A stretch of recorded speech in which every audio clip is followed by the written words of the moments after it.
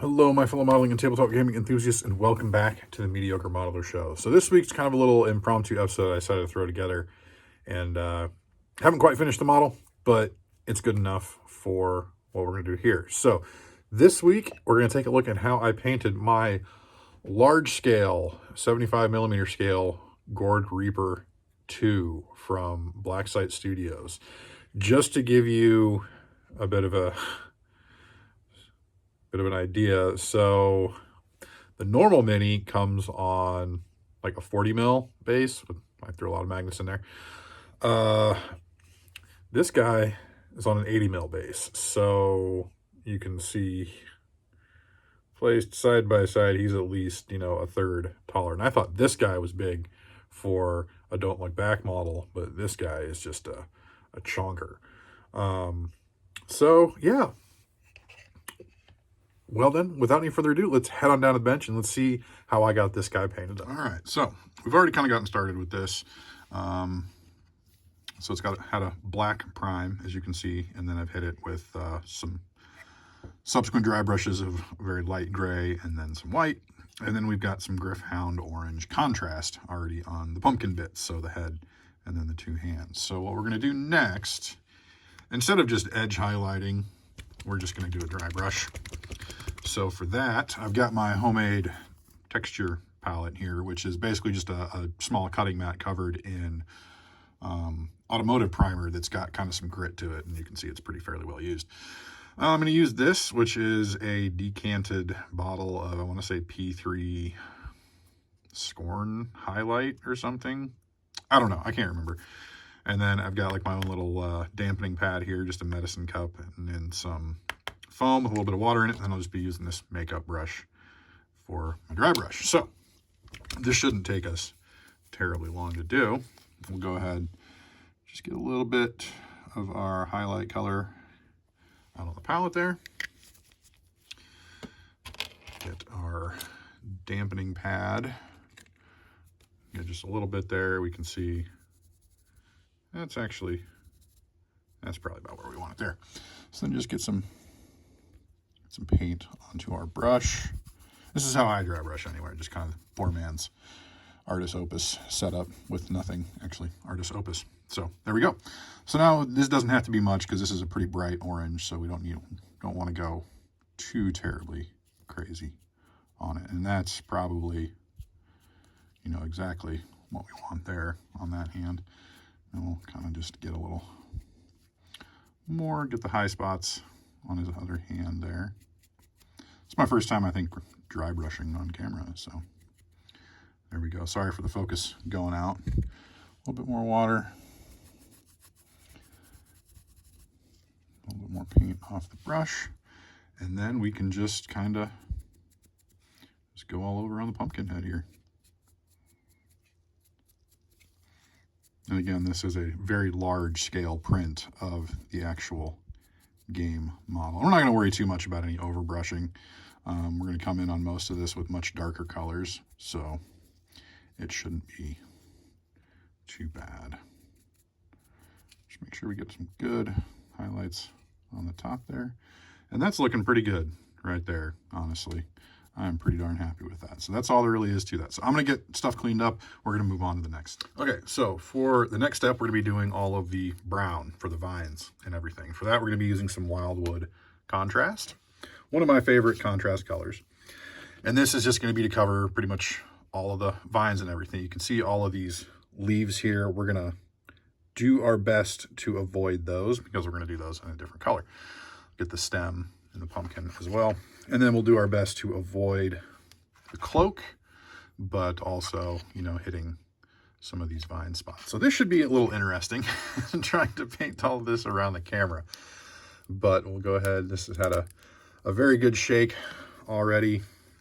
And I'm using a size 2 Winsor & Newton Professional.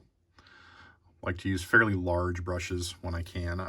Some people say use the smallest brush you're comfortable with. I feel like it's better to use the largest brush you're comfortable with. As always with contrast, you want to have a fairly good amount on the brush. So we'll just start with this. It's a nice, thorough brown color. very good coverage, usually on the first pass. And then, of course, we'll follow up with a subsequent highlight. Generally, just a dry brush highlight works really well. But at this point, we do, want to be fairly careful, because just in general, I mean, certain spots we can cover up with other darker colors, but certain things, like with all the leaves and everything, if we avoid getting any brown on them, we'll save ourselves some cleanup steps later on.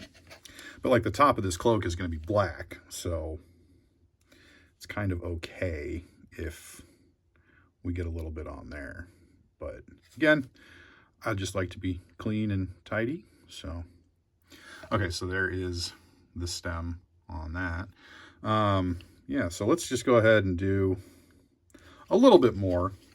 It's going to be a little bit easier to do off camera, to be quite honest, but try and give you the gist. So we'll go ahead and try and get this arm. We'll try and avoid the leaves as best we can, or as many of the leaves as possible, and just get all that vine stuff covered. And as always with contrast, it has a weird tendency to kind of, you know, you think you get everything, but then when it dries, you find out there's just a random white spot that you completely missed. Just kind of the nature of how it goes. Sorry, I'm not getting center of frame here. It's been a hot minute since I've painted from behind or beside the camera, so you'll have to forgive me on that. So, but I mean, yeah, it's just as simple as that. Just making sure we're getting all of the all those spots. So I'm gonna go ahead and finish this up, and then we'll be back. Okay, so we've got our wildwood applied with most of our leaves missed. A couple of them got hit, whatever, not a big deal. Again, we're not going for completely perfect on this guy, just good enough because he's such a beautiful chonko, which means we probably should make him perfect. Anyway, so we're gonna move on to our next step. We're bringing back our texture palette. We've got our dampener. We're gonna use some Vallejo Model Color Tan Earth. We're just gonna go for a straight, you know, big, chunky highlight. And again, we've plenty of moisture on our brush there. So we'll go ahead and get our paint shaken up really good. We'll go ahead and get it on our palette. We're not going to need a lot. So then, again, just got to make sure we got correct amount of moisture we want on there. And then we'll start getting on the brush and working it in. And again, this is fairly light in comparison to the wildwood, so we shouldn't need a really heavy highlight. We'll just kind of start with some of these sensitive areas here. A little too much on there still. Don't want that streaky. See how it's kind of streaky there? That's not really what we want, which means we got a little too much moisture on the brush, a little too much paint, and then we'll just kind of get all these areas. And naturally, with being contrast paint, the wildwood's going to give us a pretty decent highlight kind of from the start, but we're just kind of adding to it. And if we get some on the leaves, that's all right. Just add a little bit of color to them. Again, I don't need to have a super bright highlight on this, but we want to make sure we're at least getting a good little contrast on it. And as always, you know, I'm not a dry brush master, but watching Byron from Artis Opus has definitely helped my dry brushing game. So definitely give that a look sometime if you haven't already. The Artis Opus YouTube channel.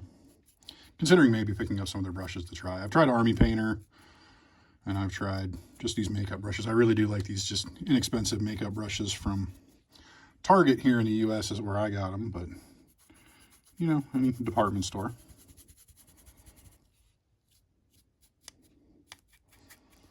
We're coming along pretty well here. Again, I don't need to, not looking to get a super bright highlight. This is just pretty quick because we're going to paint this thing in pretty much a day, which you could do with your normal size one. When I saw this up for sale, I just had to buy it. It was just too good to pass up. As much as I loved the 28mm one, I decided that a even larger one would be just absolutely wonderful to have. And I think that's looking pretty good there. So, all right, so I'm going to get cleaned up real quick, and then we'll be back for our next step. Okay, so our next step is going to be to do all of the leaves, and we're just going to do this with some orc flesh contrast, again, using the number 2 Winsor & Newton Professional Watercolor Sable Round England. On my 28 mil, you may remember I did the leaves in several different colors. I'm just going to do them all in green in this one, just for simplicity's sake. So, yeah. So we'll go ahead and pop our top here. You know, when contrast paints first came out, I was such a skeptic. And then when I started using the flesh tones and seeing some tutorials out there, really started actually using them, I was like, okay, these actually serve a pretty good purpose when used appropriately. I think it was actually one of Andy from Mediocre Hobbies tutorials that I used to paint some Necromunda stuff for my friend that I really kind of started to accept it. So again, we want to be fairly clean, but I mean, the green's not going to show up too much against the brown. So if you do spill over a little bit, it's not such a big deal. The only spot that could be potentially a problem is by the hands. So we'll just make sure that we are a little more gentle on those, or up here by the pumpkin head. So yeah, so now it's just a matter of just getting that contrast onto all of our leaves. And then we'll kind of come back and decide if we want to do a highlight on them or not, because they look pretty good right now. And if we can remove a step from the process, it's going to help us out a little bit. And one little tip with contrast that I've found is that you do kind of want to apply it a little heavy, but once you, I mean, if you do have to go back in and do some more, you want to do it fairly quickly, because once it starts to set, that's when you can run into problems trying to put additional layers on. So this is one spot where we are going to want to be a little bit more careful, and something I did the other night when using some contrast that I'd never done before and never particularly cared for. Can't believe I did it. I needed a sharper tip on my brush, so I've got my cutting mat here, and I just kind of just drew it along the cutting mat like that. You know, it's like that's what it's there for. So if I need to do that in a pinch, just because I don't use contrast on my wet palette a whole lot. Sometimes I do for certain applications, but generally, you know, with contrast, it's just straight out of the pot. So we'll get this. Boom, perfect. Good job. So we'll go ahead and get all of these leaves painted up, and then we'll be back to take a look at them. A little later on, decide if we want to do a highlight or not. I'm kind of hoping that they'll be all right without, but we'll see what happens. So we'll be back in just a bit. All right, so paint is still not even quite dry, but I don't think I'm going to worry about a highlight on those leaves. I think it looks pretty good. I did notice there's one little spot right here. I forgot to paint a vine, but I'll take care of that afterwards, because we got the fun step, certainly the most rewarding step in the end. It's a little bit nerve-wracking, but if we pull it off, which we should, it's going to look pretty neat. And that, of course, is his cape, or his cloak. And we're going to do that with a couple of different colors. So we're going to start with some Ethermatic Blue, Pterodon Turquoise, and then some flat, or straight black Templar. Again, we're going to use the same brush, but I'm also going to have a little medicine cup with some clean water in it, just to help with blending a little bit. This is going to be interesting to try and do behind the camera, but we'll give you guys the best go of it that we can. So again, just make sure it's all plenty shaken up. Ethermatic Blue is kind of a fun one. Doesn't have the best coverage, but we don't need super awesome, fantastic coverage on this. So we're going to want to apply this really, really wet and really, really heavy. I'm just going to start right here in the middle. I'm going to work my way roughly a third to halfway up the cloak. And you can see it's, yeah, we really want to do it pretty heavy. Otherwise, we're going to get some pretty good streaking. And you can see what I mean by the coverage isn't the greatest, but it's still a pretty good one. So I probably want to take the coverage up kind of about here, so just a little higher on some of these, because we're going to blend that in with the next color. And ideally, we would be working, you know, bottom up so that we still have a nice wet layer there when we're going to blend. But let's go ahead and just try and get these mixed in pretty well. And of course, we don't want to forget the bottom side. I mean, this was not super challenging to do, but a little nerve-wracking because I'd never tried anything quite like it before when I did the smaller one. So you got to work relatively quickly. But, you know, we got to challenge ourselves a little bit. And we'll just, I mean, we're not going to see as much from the bottom side, so our coverage doesn't have to be perfect. And it's not going to be just due to the nature of the zenithal highlight on this, the slap chop nature of our paint job here.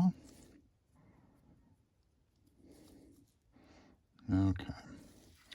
So that's not looking too bad. You can see where it's starting to dry a little bit towards the top of our coverage area there. So we're just going to kind of just go in real quick because we're going to blend this all back down anyway. Okay, so clean our brush real quick. And then we're going to move on to Pterodon Turquoise.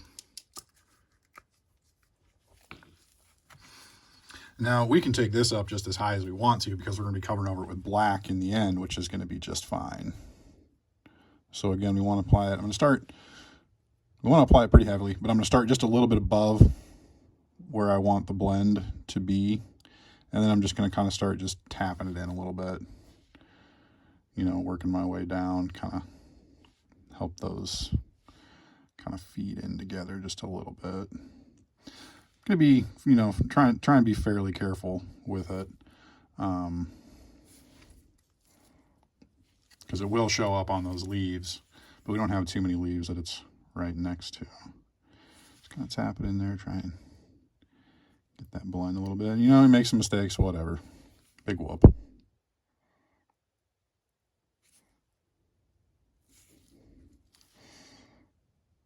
Yeah, you can see how much it shows on that leaf there, but you know what? That's okay. So when I don't have as much paint on my brush, I'm just kind of, you know, tap it in there, try and get a little bit of that blend going, you know. Get the colors, the wet colors, to kind of feed into each other just a little bit. Clean my brush a bit. Here comes the challenging part again. So we're going to use some of that clean water that we've got. Don't want a ton because it will dilute it out a bit, but then we'll just kind of work those in there, kind of help us with that transition a little bit. And it's not coming out perfectly, but you know, that's how it goes, and that's okay. But we're starting to get a good little transition there. Let me bring a little bit in over here. Now my clean water's a little colored a little bit now, but that's okay, a little tainted. But you can see we're actually kind of picking up some of the color, taking it where we don't want it, but that's okay. Again, a little bit more color. Put that back in. And like I said, when it's relatively wet and heavy is how you want to have it. So, actually, I'm kind of okay with that. That's not looking too bad. Maybe just kind of bring a little bit down over here. Kind of work those in together.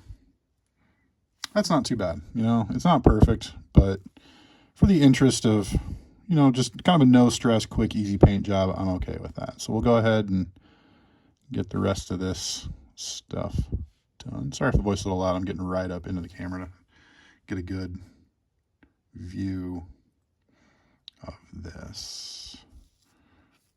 I kind of want that to have a little bit more, be a little bit darker. So move up into the transition. transitions there. Yeah, see, wasn't quite so careful there, but that's okay. You know, happy little accidents, right? Let's learn something from old Bob Ross.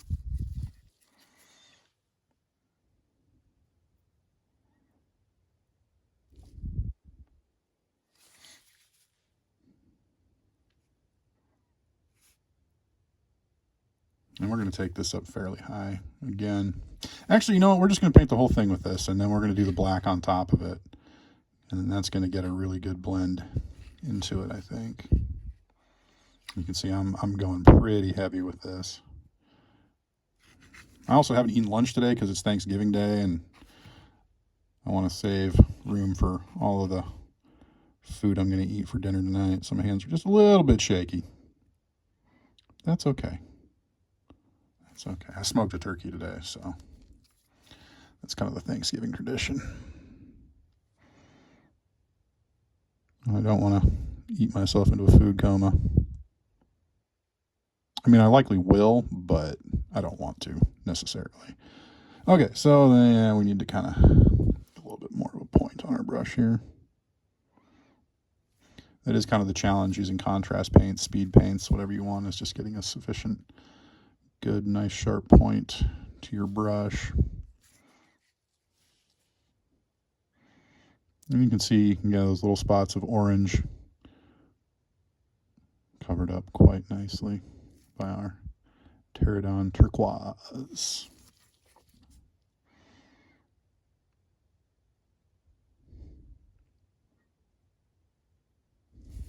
Okay, so there we go. We still got some nice wetness in the blending area there. So finally,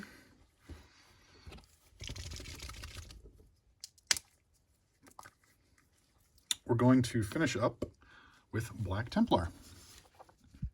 Again, same principle. We're gonna start kind of further away. We'll just put it right on top where we did all of that turquoise, and we're just kind of let the wetness of the paints blend them together. We're not going to manipulate them too much, I don't think. Just put wet contrast over wet contrast should give us a pretty good blend, I think. I'm still showing a fair bit of that other color underneath. This actually might be a better way to do it. You know, just laying one wet color right over the other to help with your blends.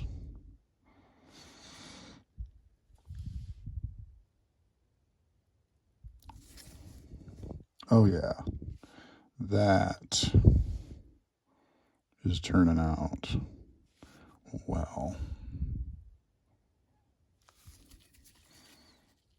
I'm kind of liking that I'm getting a little bit of that extra turquoise showing there in some of those spots. I want it to be a little bit darker, but I think the blends are coming out pretty well there. Just a little bit more in there. Yeah, that's looking pretty good.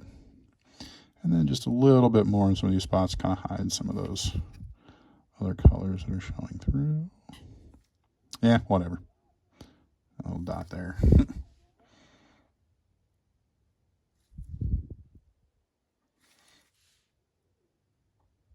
And that, I'm going to call that. That is, I am pleased with that outcome. Let's clean up my brush there. So there we go. That is our, not quite fully done, maybe one or two things to touch up, just a little extra effect. But our finished 75 millimeter Gourd Reaper 2 from Blackside Studios. It's the full process, and that's basically the same process I used when I painted the smaller one. You know, I got a little bit more on there on that pumpkin head that I wanted, but it is what it is. Again, not a huge deal. And of course, we got everything underneath on the cloak, you know, with our wet blends there. You know, this isn't going to be perfect, but it's supposed to, you know, kind of an ethereal pumpkin being. So, you know, it looks pretty good. So once everything is nice and dried and everything, we'll be back to have a final look. All right, so this is just for a little bit more of a size comparison as to just how big this guy is. which they actually are still available for sale on the Black Site Studios website. So, yeah.